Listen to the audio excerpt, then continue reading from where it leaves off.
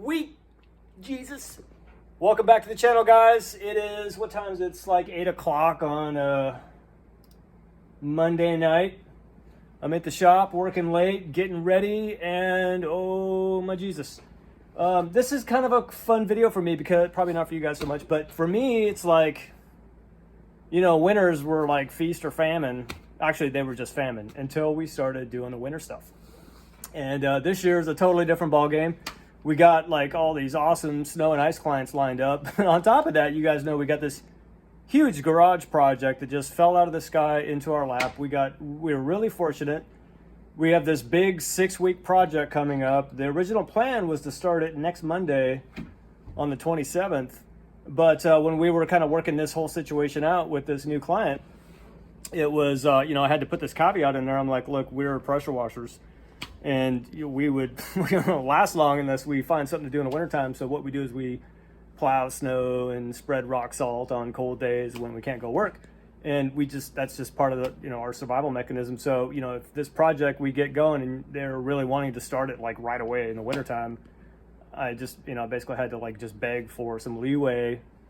I actually didn't have to beg. They were super cool about it. Just let them know, look, if we get some cold weather, winter weather event stuff moving in, we have to break off and go do this stuff. We have to take care of our snow clients. So they were totally cool with that. And it turns out that the forecast is looking real sketchy. And right before we're going to, like, actually the day that we're going to start this project, the temperatures are plummeting in the Seattle area down to like the low or mid 20s. And there's a little bit of snow in the forecast. Now, it doesn't look like at this point we're going to wind up doing a lot of plowing, if any, but there is some minor snow accumulations coming down. And so we're probably going to wind up, at the very least, spreading a bunch of rock salt. And the way we do it is, you know, if you get like an inch of snow or less, it's not even really worth plowing, but it is problematic. So what we do is we bump our materials usage up on the de-icing portion of the service, and we just like put a bunch of granular, this really hot ice melt stuff right down on the snow. And if it's like an inch or less, it'll just burn right through it. So it works out really good on minor accumulations, anything less than an inch. But, you know, we got this big old project coming up, huge project going for like 6 weeks. And we have to get ready for that too. And, you know, when you take on a big project like this, it's like, you can't just go show up and start working. I mean, you have to get your equipment ready. These machines are going to be just like, wah! For like 8 hours a night for like 6 solid weeks. So everything's got to be tip top and ready to roll.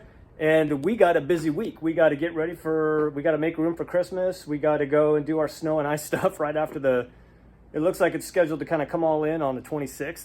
The temperatures drop a little bit before that, but there won't be much going on Christmas Day. But come Sunday morning, day after Christmas, we have to get on it. And we also got to get the machines ready for the following week to start on Monday when it warms back up. So we got a busy schedule, a lot of stuff to do. I'm going to take you guys around the shop and show you what's coming because there's a couple cool pertinent things you're going to want to see, namely how to service a hot water burner and the coil and get the whole thing working so that they're not smoky and a pain in the butt. And we also got to make sure the pumps aren't going to come apart, the belts aren't going to come loose, engines got oil changes, and then the machines are mechanically sound and ready to go into, as well as we can make them ready, into a condition where we're going to set them to work for like 6 weeks and just be wailing on them every night, doing a lot of work. So let's go in the shop and give you guys an idea of what we're going to do. All right, let's go back into the shop. Hey, check out my mom's art. She shares a little bit of office space with us.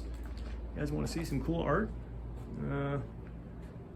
Yeah, look at that. There's so much art in this building. She's very prolific, but it's neither here nor there. If you're an art aficionado, holler. My mom will hook you up. She gets pretty gangster with it. She's got all kinds of African sculpture, abstract, oil on canvas, all kinds of stuff. And she does a bunch of fashion designing stuff and shares a little bit of her shop space with us to take the sting off the rent. Hey, vacuum trailers, woohoo! Look at them babies. Ready to slurp some muddy water. Got the trucks here. We got some empty space here we're gonna be using. These trucks are gonna be picking up rock salt tomorrow. Getting ready for snow mode. So what's gonna happen? That hot water skid, that hot water skid, and that hot water machine, and that cold water machine right behind it, sitting on the ground. We're gonna move all that stuff out of the way. That trailer is gonna wind up going over there. we're gonna put the hot water skids and the cold water skids on the ground here, get the trucks unloaded so that the guys can go pick up rock salt tomorrow.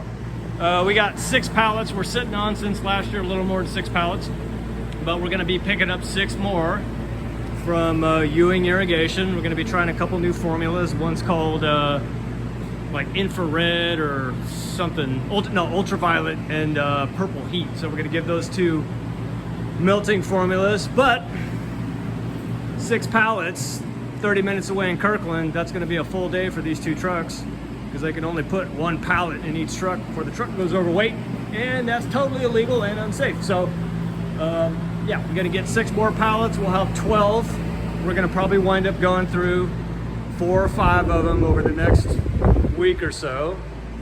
By the time we get through next Tuesday or Wednesday, it looks like all the hoo-hoo is gonna be over with, so we'll see what we're left with. But yeah, okay, so we're gonna be taking those skids out, putting them on the ground, and then these burners are all the same.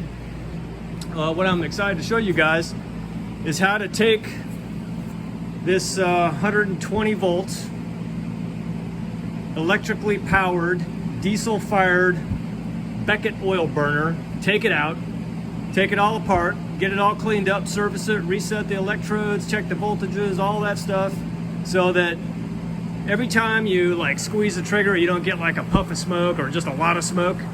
I'll show you guys how to set the air fuel mixture if you don't know how to do it. These things are actually really easy to work on, and they're very simple in their processes. We've got 3 of them we got to hook up because these 2 hot water machines for the big project are going to be the 2 primary machines, and then this one over here is a 6-gallon skid.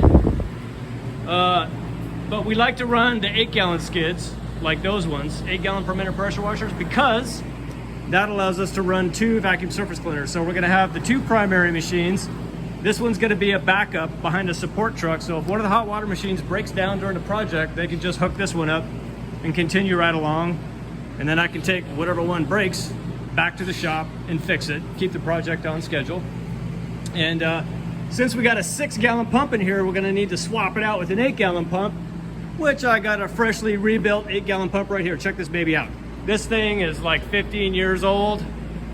Just took it all apart, cleaned everything up. It had a little bit of an oil leak out of the seal here. And I was just checking out the bearings, the packings and the seals and all that stuff. I didn't really, I really wanted to get this tear down and rebuild on video, but I just didn't have the time. So anyways, we got a new 8-gallon pump ready to go in a machine. That'll go into that machine, which will be the backup hot water machine that we may or may not use during the project. So, swapping a pump out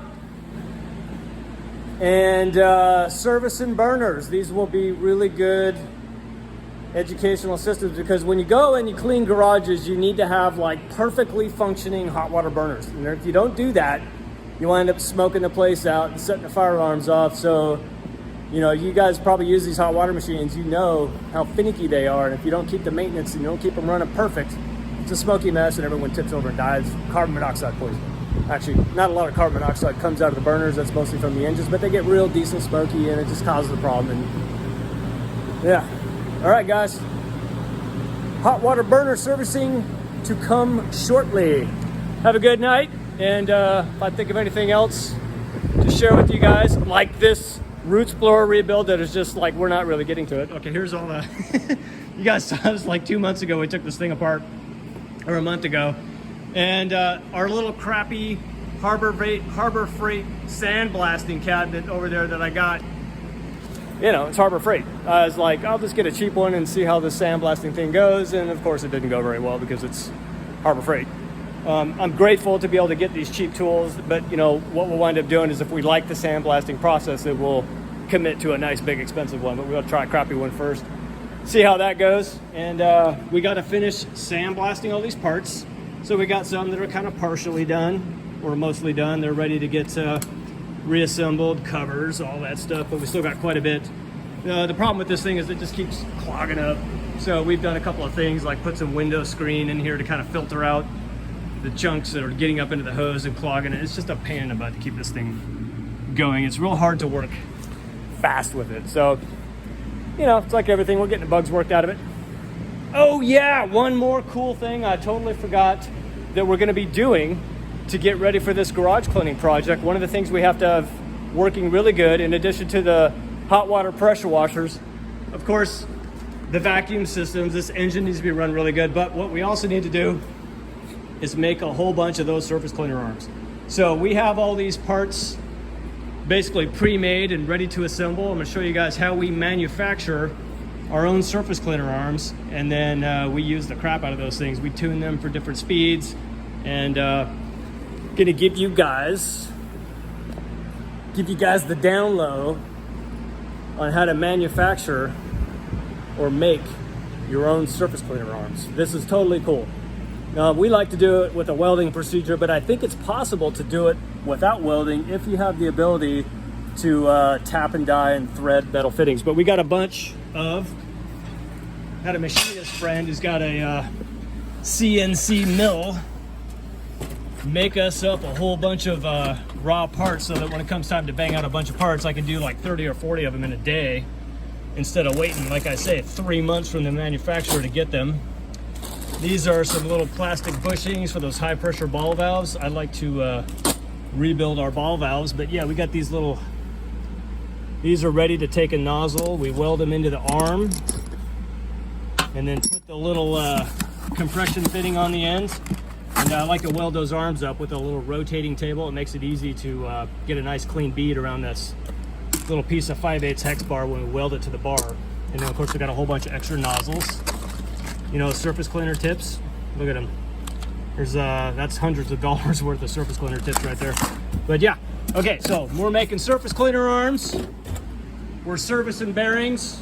We're cleaning hot water burners, getting the pumps all ready, blowers all ready, to so that we pull off this big 6-week, 1.67 million square foot garage. Goes down in 6 weeks, working at 4 nights a week, leaving 1 day in reserve. Yeah, 1 day in reserve.